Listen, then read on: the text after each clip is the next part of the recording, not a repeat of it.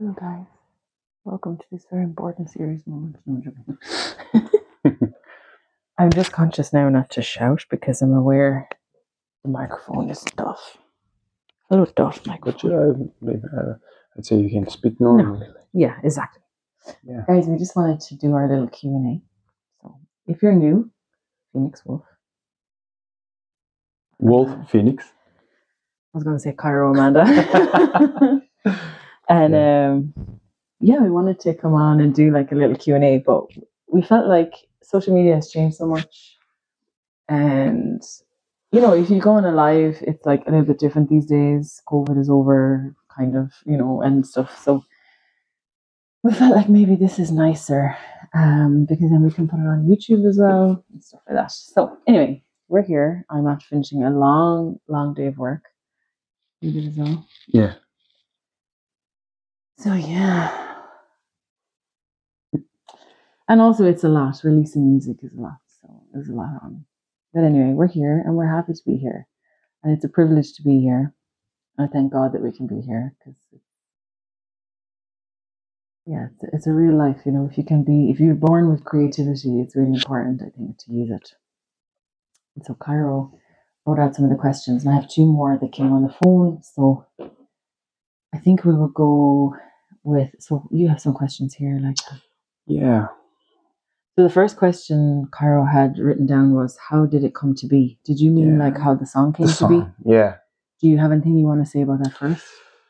I believe for me, everything comes first as a brainstorm, spontaneous brainstorm of ideas that is like I always have arrangement like coming to my mind all the time. You know, like chords, ideas for chords, ideas for melodies, ideas for harmonies. You know, sometimes solos and stuff. So this time, um, I don't think we were planning anything.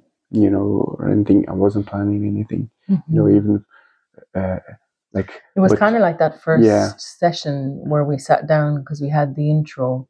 Yeah. And I think it was very meditative, wasn't it? Yeah, it was very. We made a recording. Quite reflective. Yeah, we were like, we had some friends encourage us to kind of complete what we had begun, which was just that refrain in the intro. And you were you have this habit of like, Cairo was very methodical when he does his warm-ups and stuff. And then after I'd done that, which I came to understand that's the best way to begin writing any music with Cairo, is allow him first to do that because it like opens the doors for him a lot. And then I just pressed record on the phone and I just said like, this is what I feel I want the mood of this to be. So we just began with a mood. Cairo, I didn't interrupt him or anything, as in like I wanted it to be like, what's his interpretation of that musically? And then as he kind of settled into that, I just responded, and there were lots of different lyrics coming. And there were lots of different verses and a kind of a chorus, a bit of refrain and stuff. And then we kind of just settled on what we thought made sense for the song. What was the song trying to say to us? Actually, the first thing that came was the lyrics from the very beginning, right? Because Amanda has a story that she's going to share, you know, so that is what came first. But because of what she did, you know, the brain just started already, you know, just coming up with ideas for chords, like, what would I do, you know, because at first the idea was for this to be part of another project, but it didn't work for that project, but it worked well for us, you know. So I was before it was even meant to be for us, I was already thinking, like, as she was, you know, coming up with her ideas, brainstorming her ideas, I was spontaneously just like, oh, I would just try this or try that. And, you know, sometimes this kind of stuff, sometimes I'm listening to people's music and in my mind, I'm seeing myself playing what they're playing. But a lot of the times I'm listening to music and I'm literally visualizing myself playing the songs and solos and chords in the scale exactly where as the song is, but I'm doing it myself in my mind, and when this kind of stuff makes it easier for when I start like putting something on the guitar, like bringing it out of my mind, makes it easier to, to just gain life, to just come out, because I already have it in my mind. So that's how this song came out for me. And I think it being involved in another project was another artist had asked me to sort of create something for the beginning of his album. And then I got COVID again and it didn't come to pass. But I remember that began because he'd seen us sing a Clannad song and it had been in Irish. And so I think that comes to, there's another question on here, which is like, why was the choice for the lyrics to be in Irish? Like, what was that about? And so it begins with that first initial question. Well, actually, no, it doesn't. It begins with us doing a live during COVID and doing a Clannad song that's Oscailga, the Harry's Game, the theme from Harry's Game. And so many people commented on the difference watching us perform and especially watching me sing. They said there's something very different there. And so I began to invest more time in that. And I was seeing a artistic mentor at the time and a vocal coach and spent some time in that. So because that initial request is in Irish, it doesn't make sense when that project doesn't go through and that idea, that visualization that came, which was a visualization of the woman on the beach, which you see in some of the visuals that have been shared online. It wouldn't have made any sense, and it also wasn't where we were going. And we had very much accepted this is a multilingual project, and if we're going to talk about ancestry, for me as an Irish woman, it makes no sense to talk about ancestry and not talk about it in Irish. And then it makes no sense to talk about it in Irish through English, if this is what I'm doing. And also I feel like there's a code within the language that attaches to the DNA, and that's for all native Indigenous tongues. I'm not trying to say Irish is more important than any other language, but it just unlocked something for us. And this was something we were experiencing in our gigs. So this song was being breathed in or breathed into our gigs long before it was brought to the studio. And so we had a huge amount of feedback as well from everyone. So it just clarified that this was the right thing to do.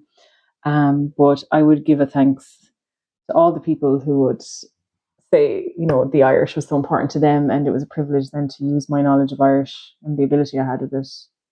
Not that I know everything, but the amount that I had to be able to bring that forward and give something to others. So it is about kind of, and also this project is funded by the Clare Arts Office, and this project specifically is about creating an Irish digital resource in music and making this Irish resource available to other audiences. And so there is that collaboration with the Brazilian community, whether it comes to the producer, to the guitarist and composer with me.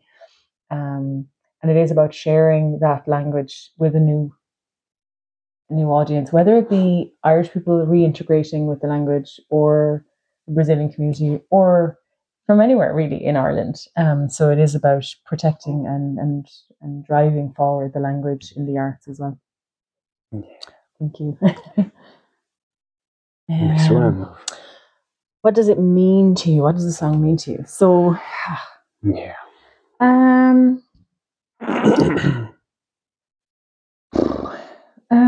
Okay, so on a visceral body level, the song means rootedness to me. It's all about being completely immersed in the language of Irish and what the Irish language has meant for me from such a young child. So I had a very chaotic childhood, and not to overshare by any means, but school became a safe place for me. It was a place where I really enjoyed going. And if you add to that this school was a Gael school, I mean, therein lies the answer. So what does this mean to me? It's an absolute reopening of all the joy that came with being in a Gael school where we were immersed in the arts from such a young age, learning instruments, learning sean-nós, involved in Féile Scoil Dramaíochta, Sloga, all those things, like kind of, so if you don't know what those are, they're like kind of arts competitions, drama competitions and stuff. And that was such a wonderful time. And secondary school was crazy. And then I was a teacher for so long as well. I didn't make enough room. So this song means to me coming back to myself. It's coming back to my inner child. It's coming back to the things that give me absolute joy. It means having something and not having a price as well. So it's just doing it for the love of it. But if we think about the meaning of the song when I was writing it, I didn't set out to write the song. It's really important to say. I was asked for something in Irish, and I had a vision. This woman on the beach singing to her son, even when she's passed on, and the message is being carried.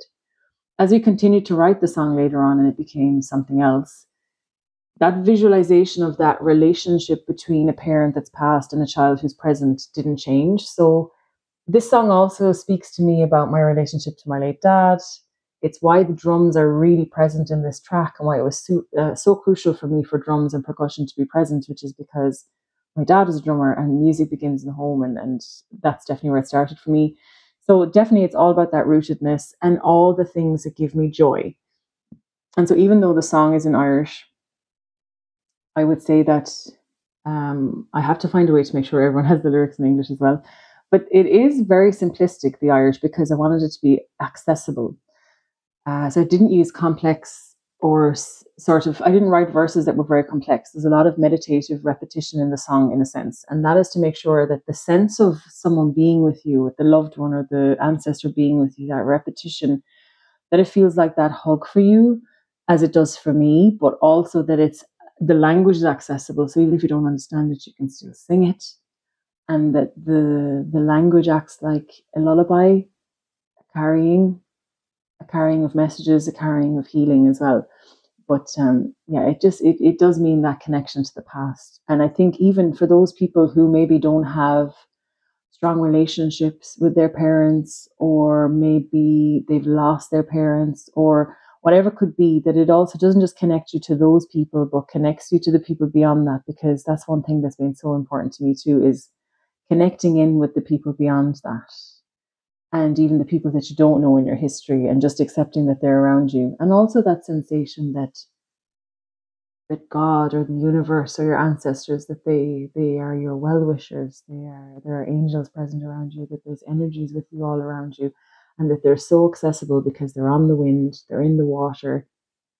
You know what I mean? It's when you see a fire lighting, stuff like that, that the elements favor you, and just to remember that they favor you, and to keep that positivity. That's what it means to me. Interesting. Very good. Cairo, I think you should answer this question. How did the Brazilian elements make their way into the song? And I was absolutely thinking here that I would like to hear your comments on that. But I can't start. I think you should chat about that first. Yeah. My tea, guys, little flask of tea. Don't knock a flask. Yeah, very good. Very good. But yes, so seeing that the meaning of the song is connection with ancestry. Like and you have already brought the Irish language into it, which I enjoy a lot. I always like to see how Amanda, everything changes. When she starts speaking, the intonation changes, the demeanor, the face changes, the musicality of the language changes. There is one way that the music come out of your lips when you speak in English. But and what I mean here is just by speaking, on a conversation, in a normal conversation, it's musical in a way.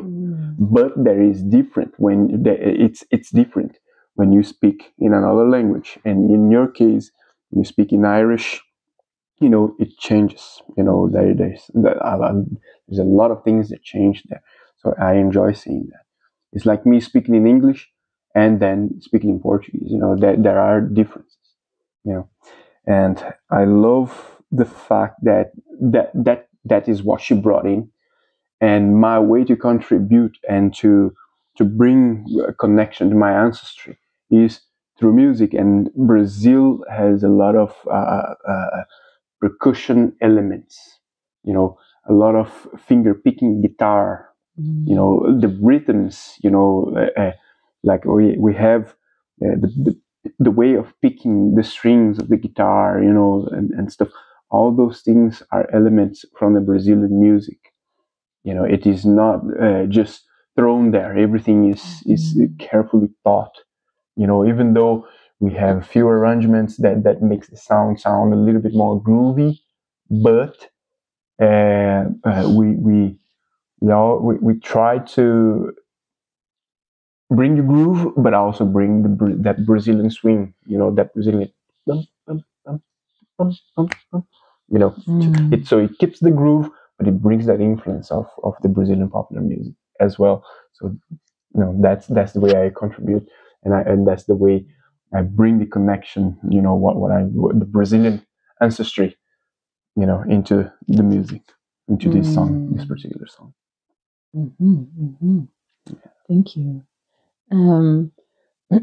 I think also I would say the Brazilian elements make their way into the song because it's really important to me that I'm not taking over. Even it being a song that I'm composing, and even it being a song that's in Irish, it always matters to me how Cairo feels in the songwriting process. And it works both ways, you know. We have way more songs coming, and there's some bilingual tunes coming, and anyway, I won't start going on about that. But you know, you see it in the live show, and people comment on it that there's a lot of respect between us as artists to honor each other's side. There's a real balance, and I think in the sense of balance, it means if I'm composing with a musician here, and we're composing something on roots and connection and ancestral healing and, you know, spiritual elements and stuff, how am I writing that and I'm not including the fact that this is an intercultural musical project?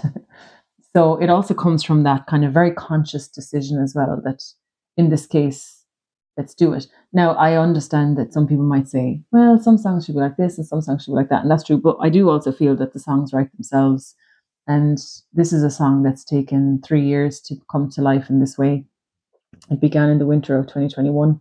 And we're now in the autumn of 2024. So we don't force things. And I would say that the production experience lends itself a lot to this too, to this element too. And I suppose that comes from the more you expose the song to different hands, it is molded even more, it's refined more. So it comes from that process too. And then there's a question here saying, talk about the influences. I'm not sure if they meant the influences about the song or the influences about our music in general. I suppose we could speak to the influences of the song in this case first anyway. Cool, yeah, cool. Obviously, because the original artist who requested us to do something and where the intro was born from in response to something was they really enjoyed Clannad and they'd seen us sing a Clannad track. So I would say, of course, this track is definitely infused with that vibe that comes from Clannad's music. But I wouldn't say it stops there. I'd say I hear Lorena McKinnon. You know, Lorena McKinnon has a lot of Irish Celtic music, but then there's some albums and there's a lot of that like kind of not Middle Eastern. How would you define that music? Would you say North African maybe, or Mediterranean and Arabic? You know, there's a lot of kind of intercultural aspects in her music and her musicianship and her live shows. They're so it is very rich, really rich, really rich. And I would say her music. We've both spoke on this week about Dire Straits. I think that's a whole other video in itself. Yeah, 100%. But I definitely feel like I can't unhear it now. Like now, when I listen, so I was listening to Dire Straits again on the way home. Very good. And I was listening to Why Worry Now. That's a very beautiful piece. And there's someone using the shaker in the song, and it's ding ding ding ding ding ding ding ding ding ding ding ding ding ding. Yeah. You know, the little, what do you call that? I can't even remember how to call that instrument. But like there's all those like little kind of magical sounds in it. Those are done by the keyboards, you know. Yeah, but a very specific effect of the keyboard. But it's just beautiful. You know, that sensation of peacefulness in the song. But then I could listen to 3 other songs and go, oh, I can hear that aspect in this, or I can hear that aspect in this. And we were saying that probably one of our strongest influences subconsciously is 100%. Dire Straits. and it's only coming into our conscious now, and who knows what's going to happen because of that. We're not going to restrict ourselves, but it's a huge one. Interestingly enough, these are influences that came from ancestors of ours. It came straight from our parents, our fathers. Both of our fathers. Our fathers, We're obsessed with Dire Straits, weren't they? Yeah. I would also say Sean-Nós is a huge influence, like in the cadence, especially the intro as well. So as much as I'm saying Clannad in terms of mood, but actually the way I deliver a vocal is hugely impacted by, as much as I love jazz and kind of rock and all the different things that I grew up around. I think my first steps into singing, being in a Gaelscoil, in a Sean-Nós tradition, that's there. It's profound as well. Just one point I would like to add to that. What influenced me in terms of this particular song was David Quinlan. Yeah, because there is a particular song from David Quinlan where he uses 3 minor chords.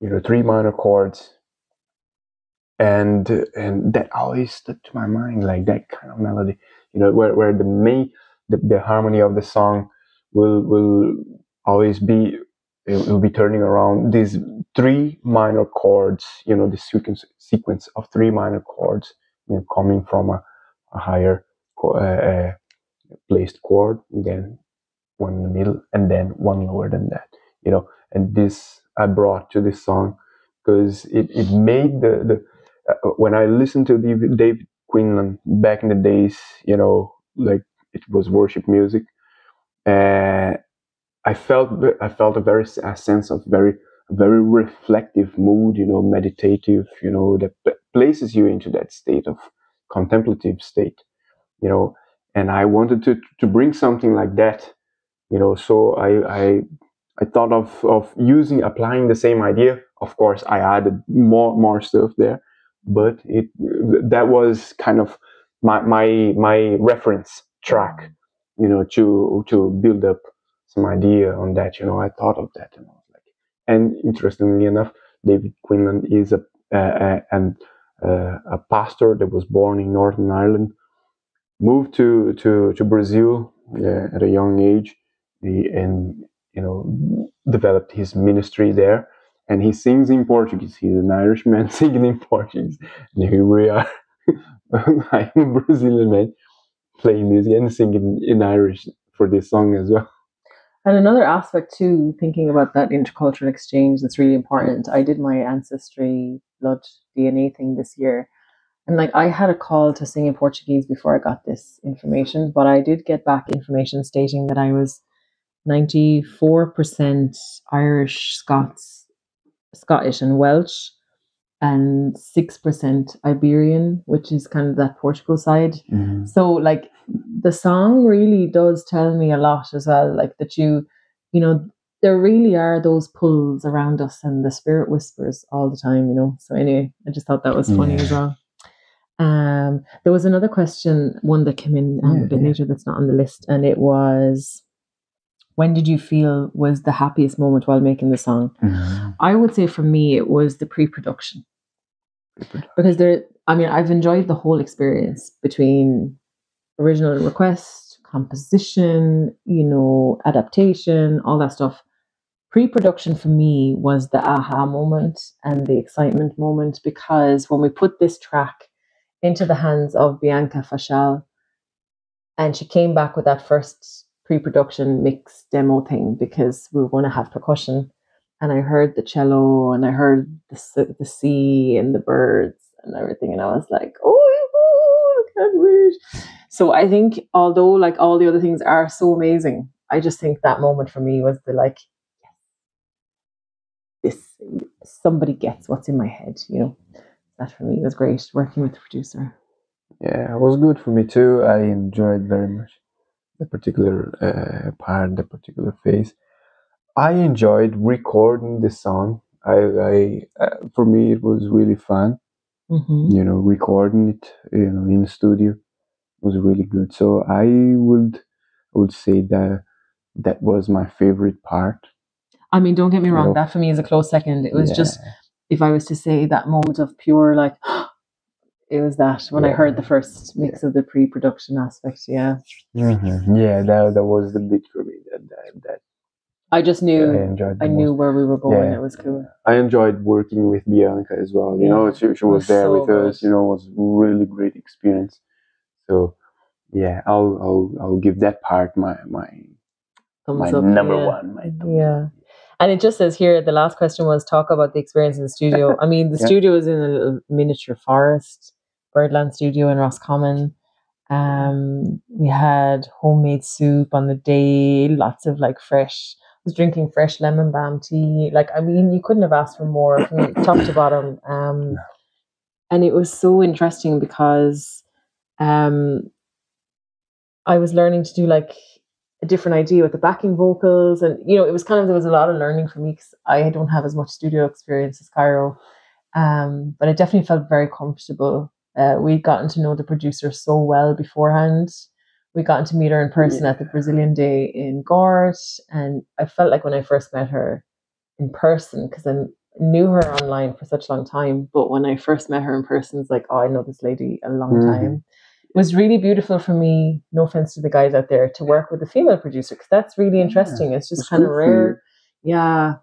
And I feel like she really understood the project. And I think that in one way, because it was about ancestral healing and ancestral connection and development of like our interactions with nature, and that there were those aspects of the Brazilian side that we wanted to make sure were there because the Irish language was already present, that Seanos element was already present. I think having this woman work with us subconsciously and consciously brings forward that element of fairness in the track, having all the elements in a balanced way as well. Because she lives here in Ireland and her husband is from Ireland, and you know, there's a lot of understanding. I think that was really cool. And it was so lovely. Very good. It was really beautiful. Thank you, Bianca. Yeah, thank you, Bianca. I think, is that everything? That's it. That's everything, guys. Because we kind of answered.